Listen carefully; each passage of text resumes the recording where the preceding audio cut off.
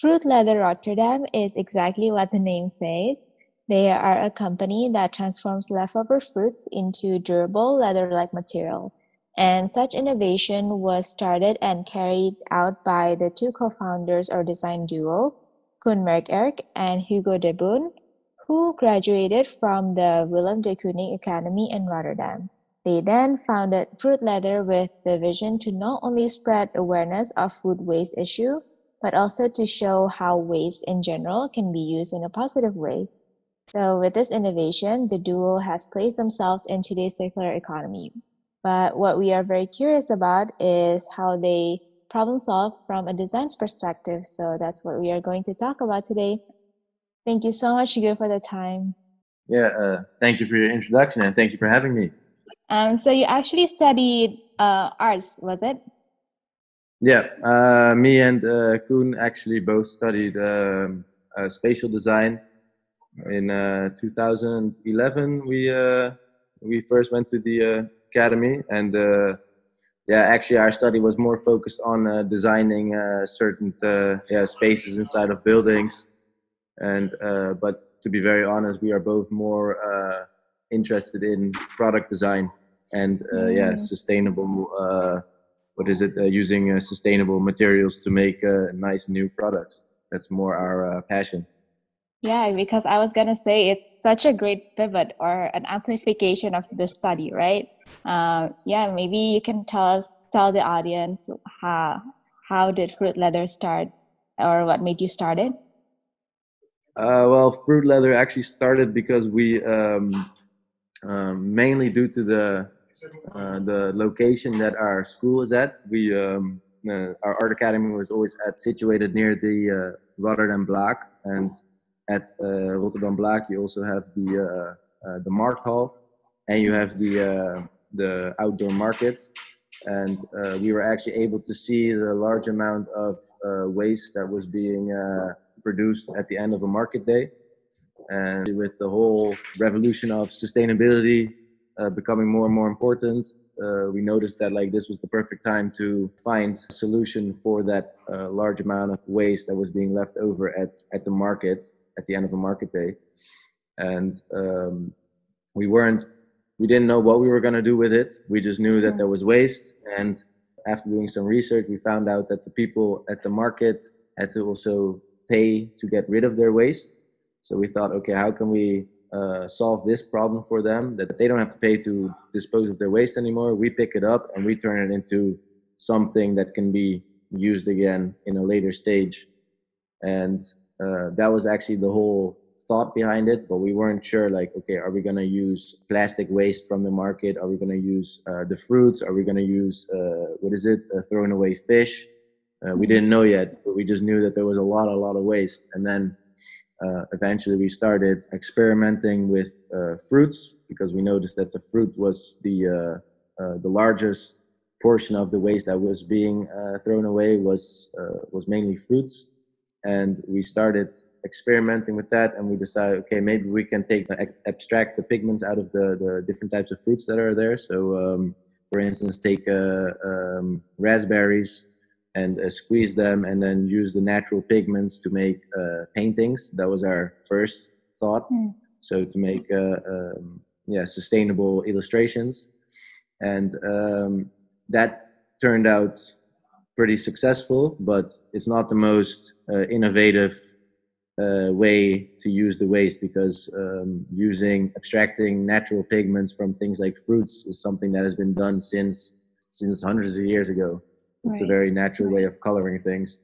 So it wasn't the most innovative idea, but it was an idea. And then actually purely by coincidence, we came up with Fruitleather, because we actually abstracted pigments from the raspberries, and we actually left the pulp that where we squeezed the pigments out of. We left it to dry in the sun on the windowsill, and actually the next day it was the first fragile and brittle piece of fruit leather. And then we thought, oh, this is a interesting material. Didn't look the way that it does now, obviously. It didn't have the same characteristics, but we realized if we dry it, then we also have a type of material. So how can we further develop this discovery. And then eventually throughout the years, we start talking with chemical engineers, we start talking with bio designers, we start looking at people with with a background in food processing and those kind of things. And then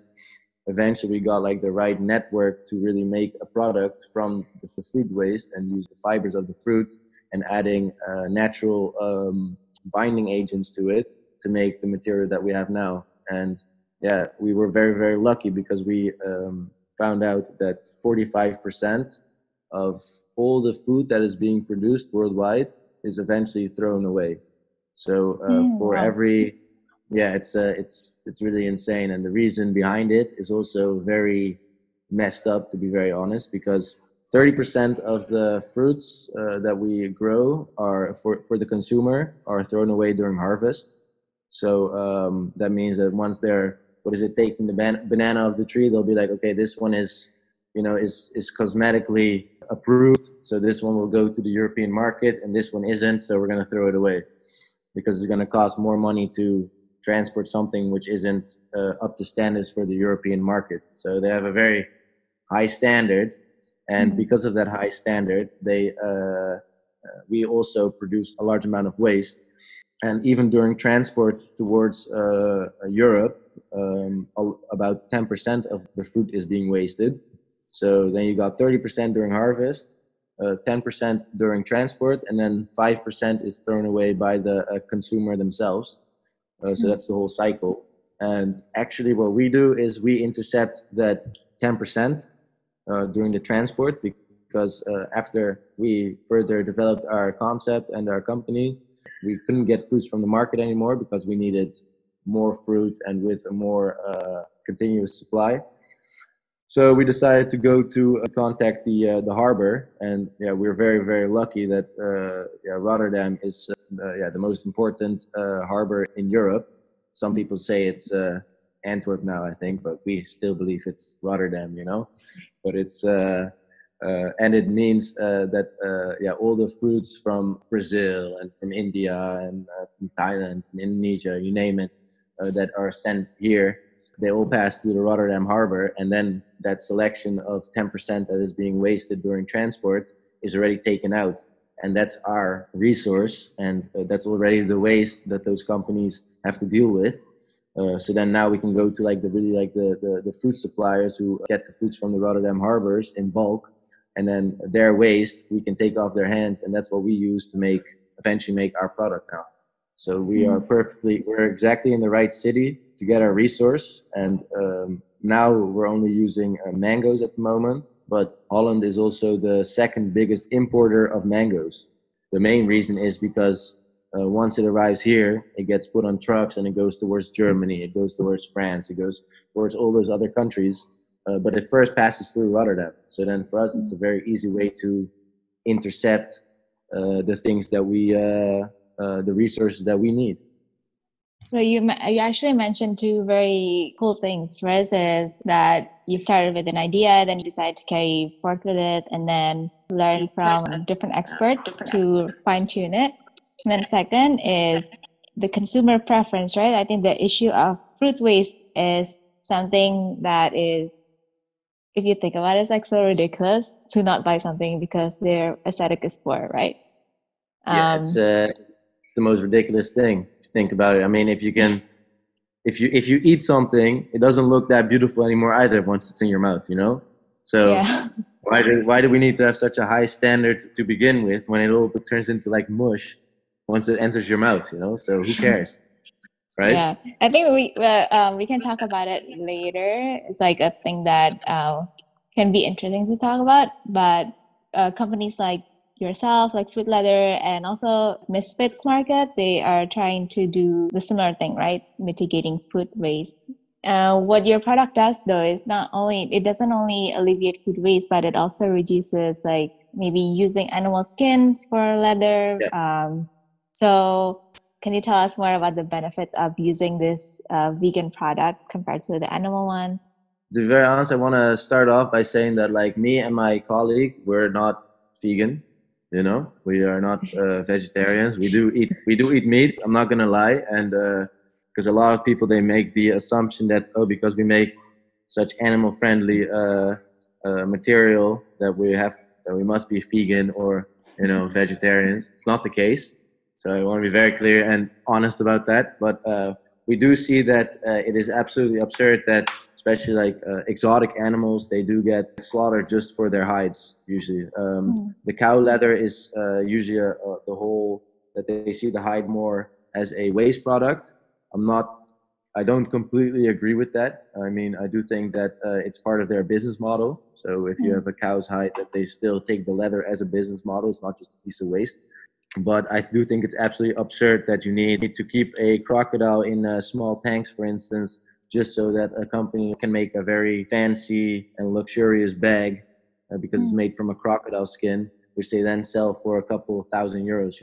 But so mainly what we are lucky is that the fact that within the leather industry, really what we do is we use one problem, the problem of food waste. We use that as a solution for the polluting leather industry, because it's here it's not that bad. We don't have that many leather tanneries, and the leather tanneries they do have in Europe, they are pretty well maintained. So there's a lot of water filtration and those kind of things, and they watch out what kind of chemicals they use.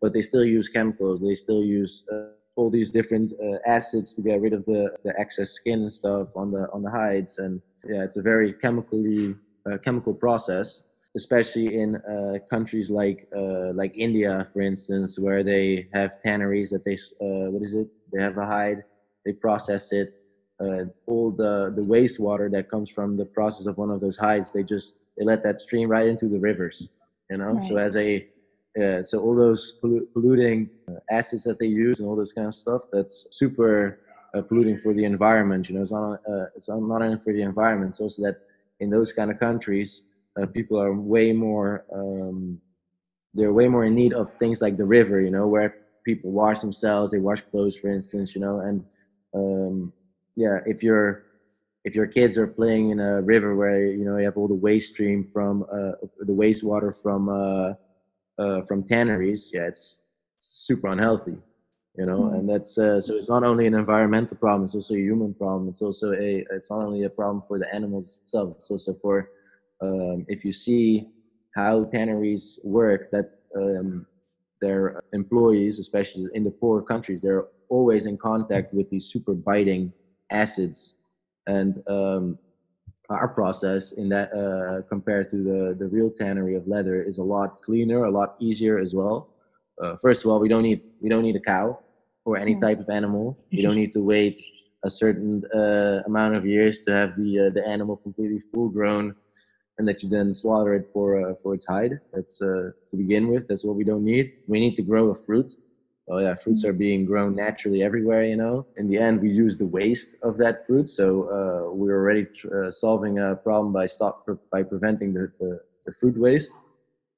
So we're not growing resources to use. We are really using resources that are left behind. And then within our process, to make the raw material, we don't use any chemical compounds. So we really just use the entire fruit. So right now we only use mangoes. So technically what we do is we take the mango, the mango stone is taken out of the fruit. Then the entire fruit with the fibers, the skin is all blended into a pulp. And then after certain other confidential steps, we add a natural binder to the pulp, and then we dry it, and that's it.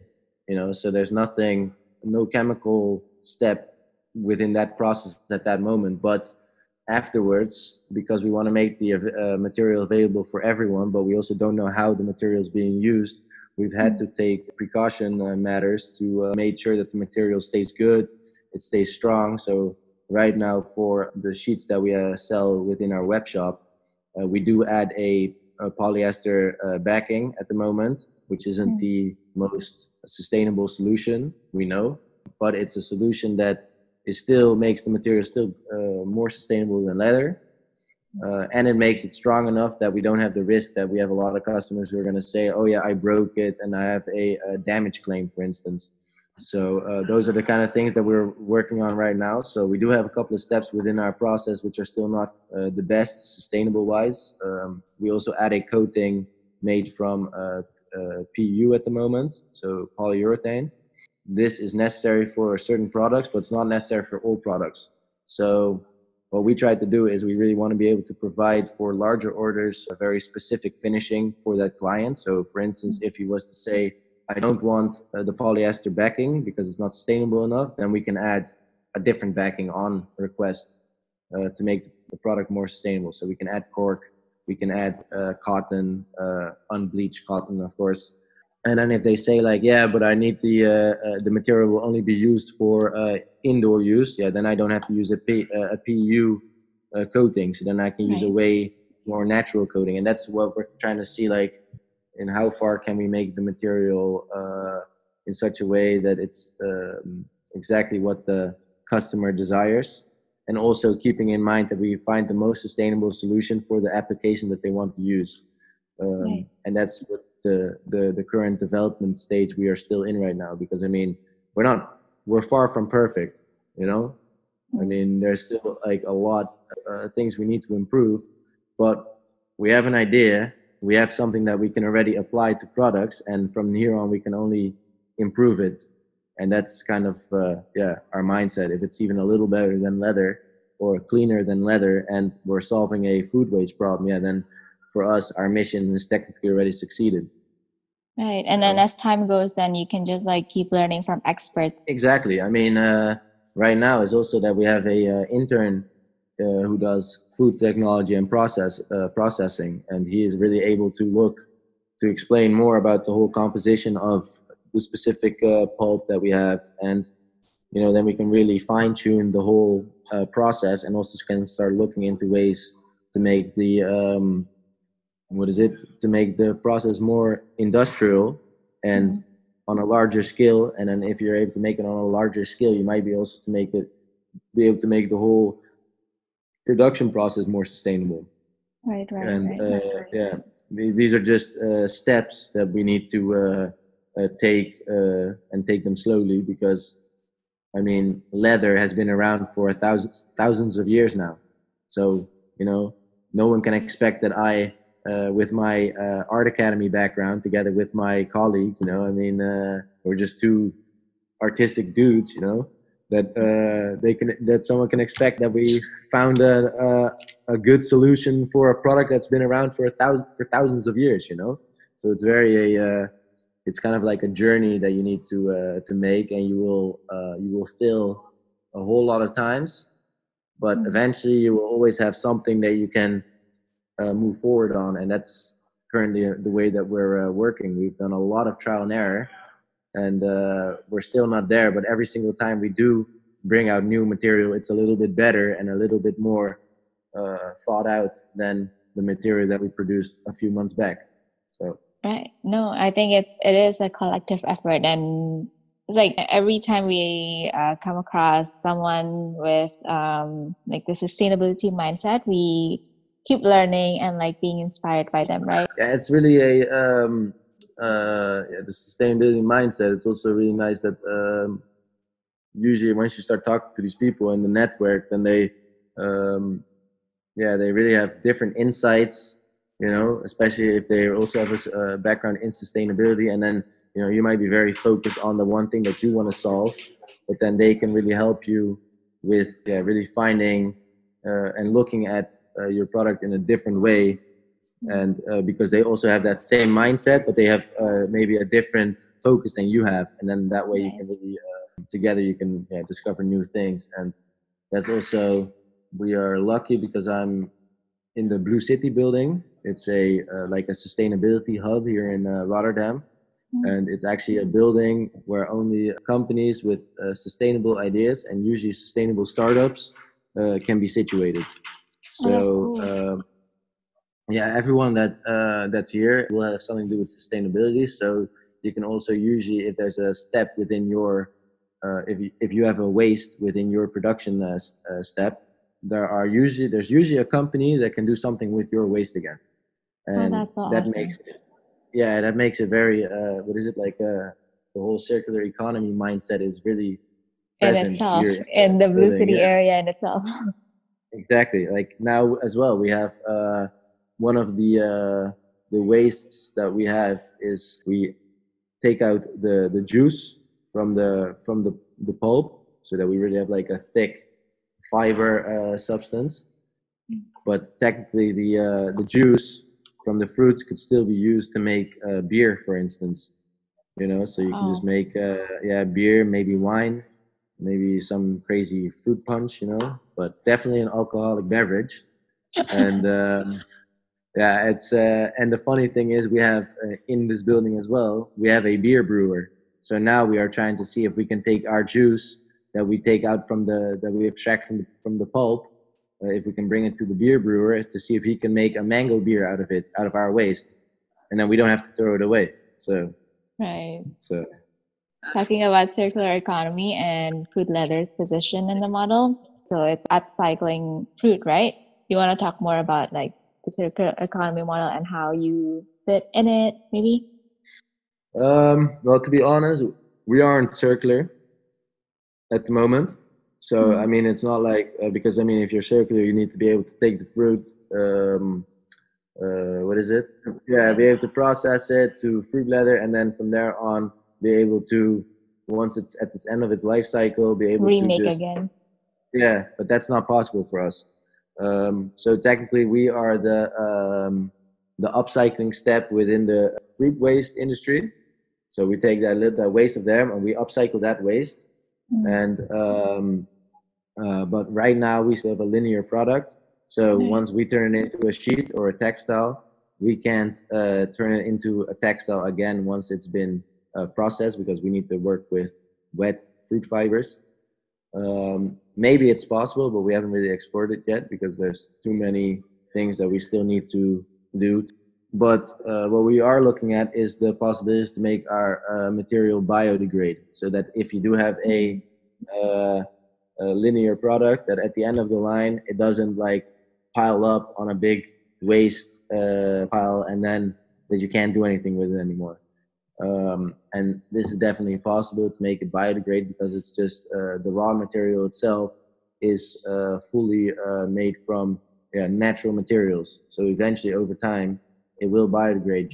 You might be able to put it on the compost, Right. but then you need to if you want that to happen, you obviously need to find a solution for the polyester backing and the coating. And to be very honest, it's not something we have, like I said, we've focused on yet, because there's just so much we still need to do, and we know it's possible, but we know that there are right now more important things we need to solve first before being able to see if we can make a change within our current process. Because if we wanted to make our current process circular, it would mean that we need to have totally figured out our entire process already. But our entire production process isn't 100% yet. So it's first more important for us to get a perfect production and manufacture, and maybe see how that can be industrialized before we can start looking at okay, at the end of once someone has purchased it, how can they, for instance, upcycle it again towards, or recycle it towards a new piece of textile. And that's not something we have looked at yet, but it is something for the future that we do want to look at, like all the things that we can improve within the waste streams that we have, and the biodegradability. That's all things that would really fit within the concept of the company eventually. Yeah, and what you need to make sure also is the demand has to be for something that is sustainable, right? Because if they still demand having like a PEU coating or like polyester backing, it's like the same thing. Yeah, exactly. That's a bit of the issue. Like, look, the people, they say they want something super sustainable. Yeah, and sustainable is obviously good, but plastic is also sustainable. Plastic is a very durable material. It lasts for a really long time, and a lot of the plastics we can recycle. The only problem Mm. with plastic is, and this is something I usually have big arguments with here in my building, because they're all like, "Oh yeah, plastic is bad." No, I come from a plastic family. You know, my dad used to work, for Shell. You know, so he knows everything about making the little plastic pebbles. You know, but it's not the plastic that's a problem. It's the way that we throw away our plastic. We're the ones who throw it into the ocean. You know, we're the ones who don't put it with the recyclable garbage. No, we are the ones who would dispose of it. So, and if we were to be able to improve that process, then plastic would also be a very sustainable product, because I mean, we have so much plastic in the world that we could always, from all the recycled plastic that we have, we can make the new plastics that we need again. You know, and the consumer might want a sustainable backing, blah blah blah, but they also want the material to last 5 years. You know, and with a natural backing and a natural coating, maybe the material will only last for a year.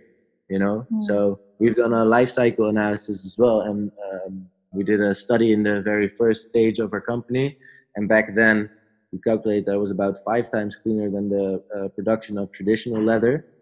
But for instance, let's say that one piece of a traditional leather, it lasts 5 years, and our material only lasts 1 year, then in theory, our material is just as non-sustainable as real leather, because I mean, we have to produce a new sheet every year, and for real leather, it will last for 5 years. You know what I mean?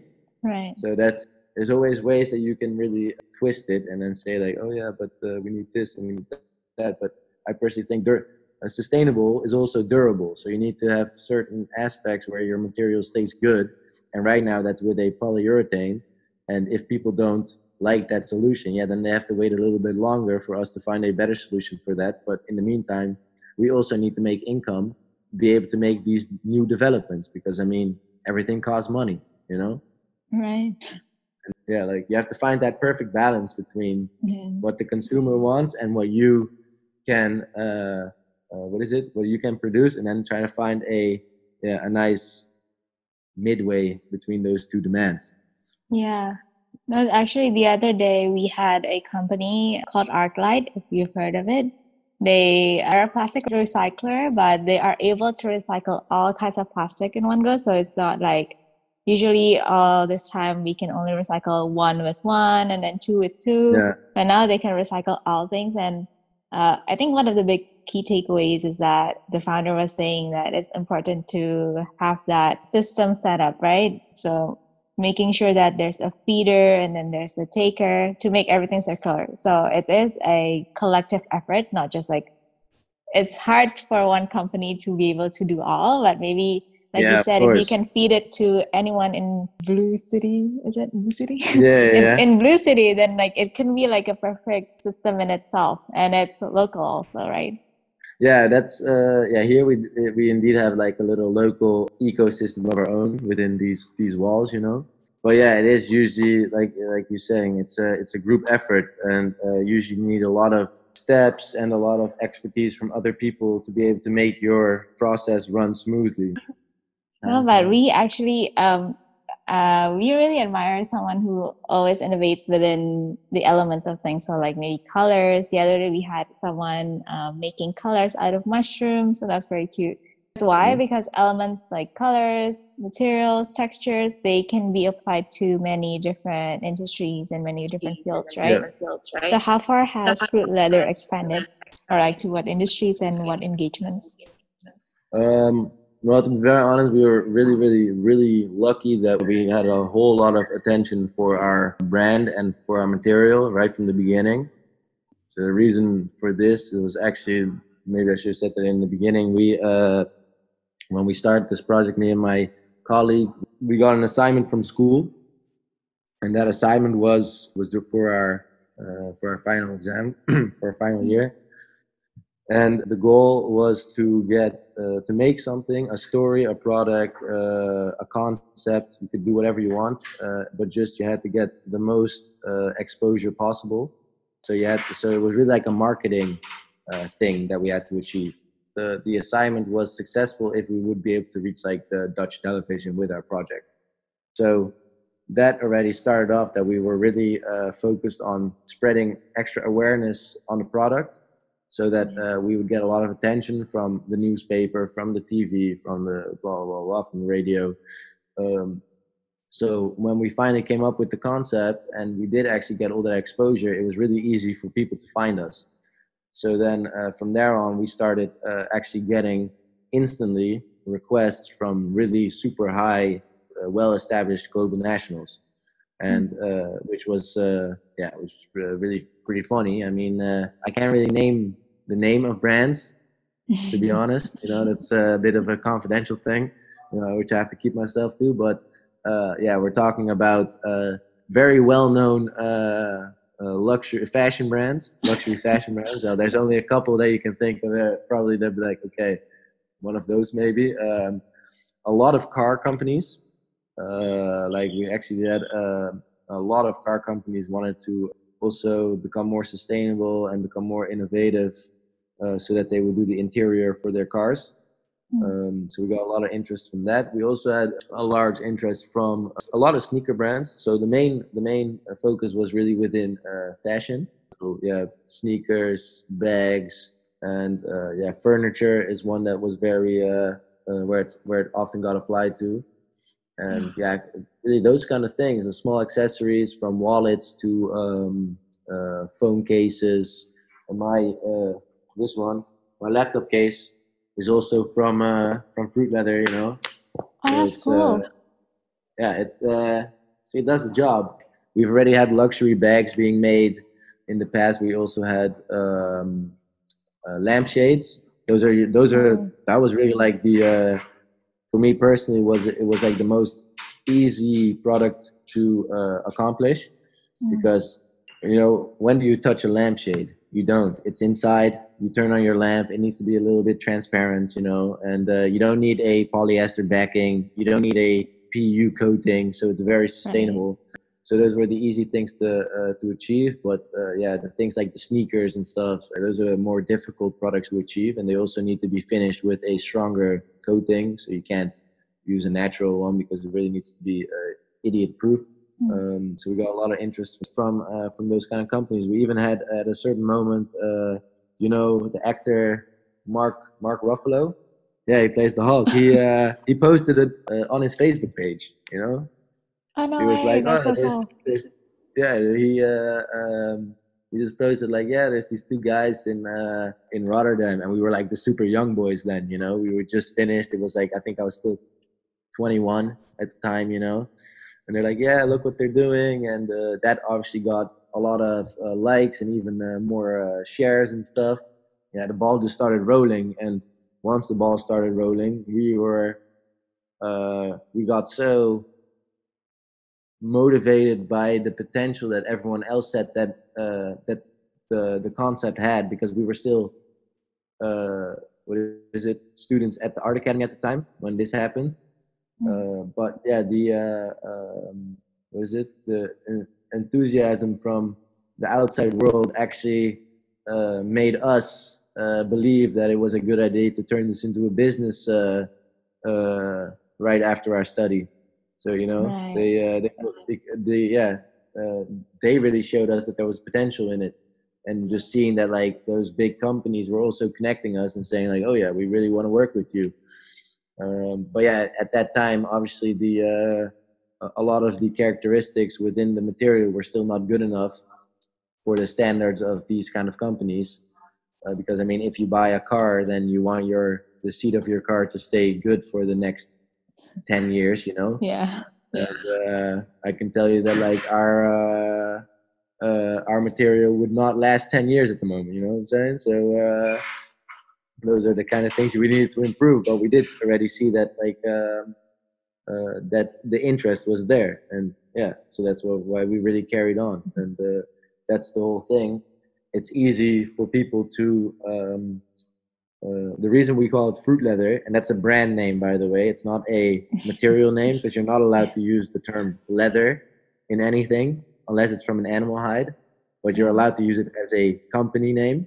So we say our leather-like material looks like leather, and by making it look like leather and by calling our brand Fruitleather, people they could really easily visualize the the way it could be applied.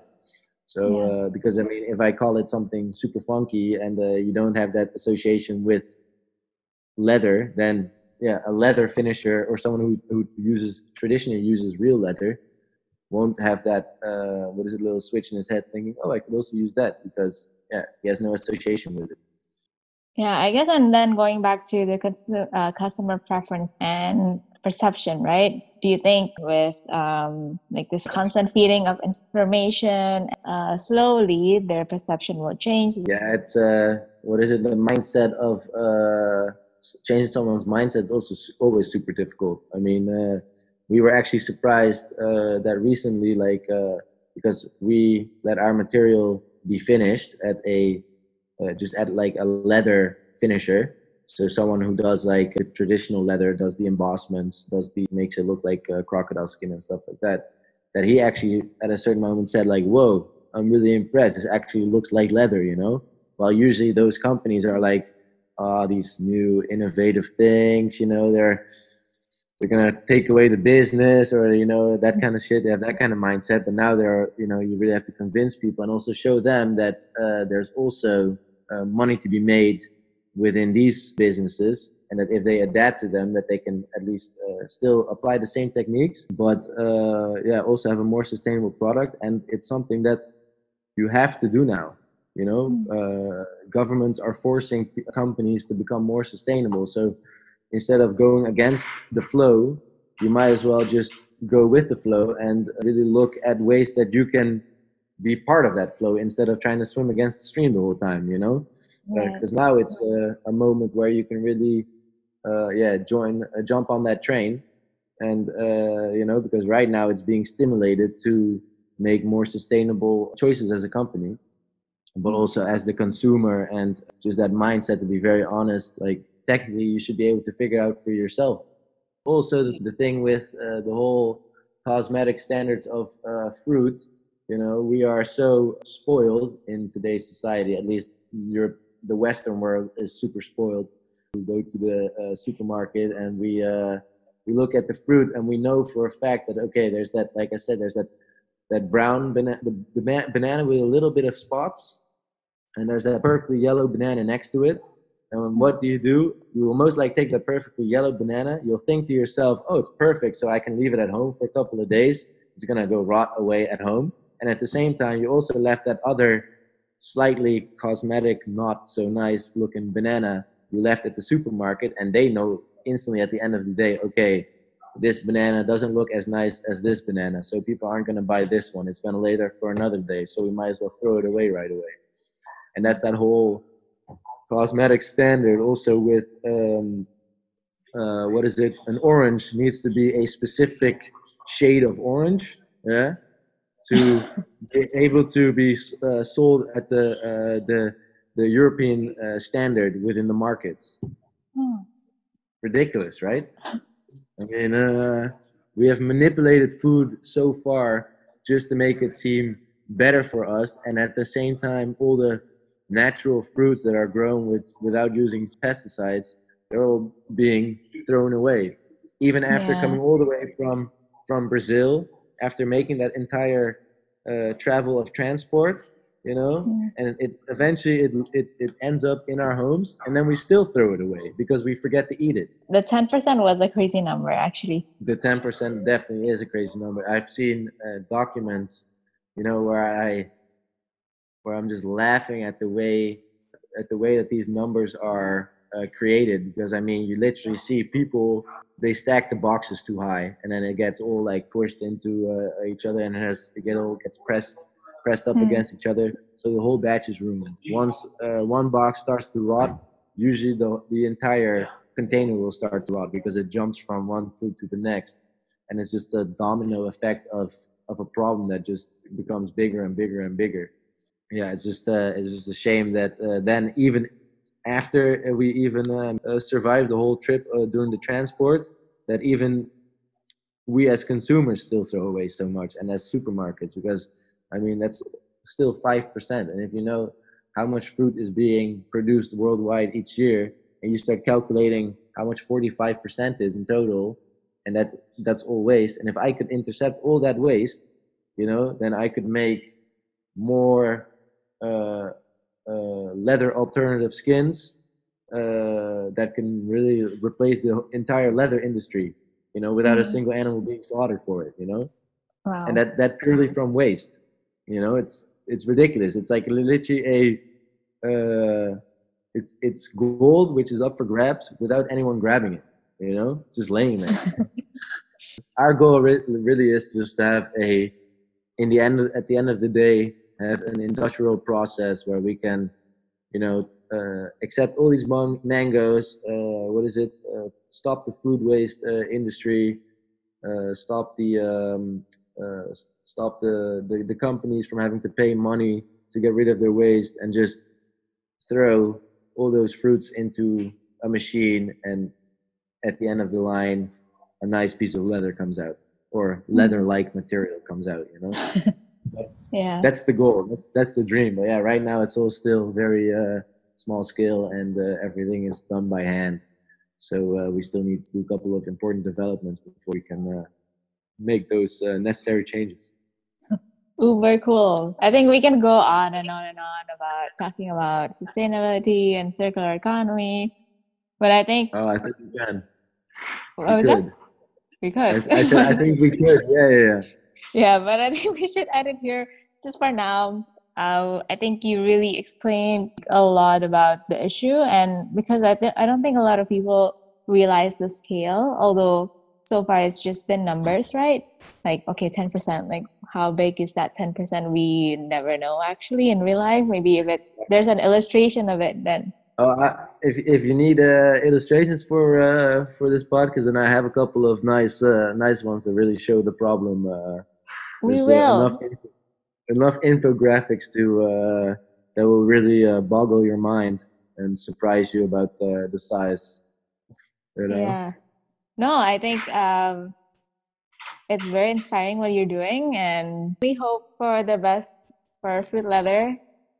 I Um, hope so too. yeah, We'll see where the ship strands eventually. yeah. Thank you. Oh yeah, no worries. I'm looking forward to hearing it back. And if there's anything else you need from me, just you know where to find me. We'll stay in touch.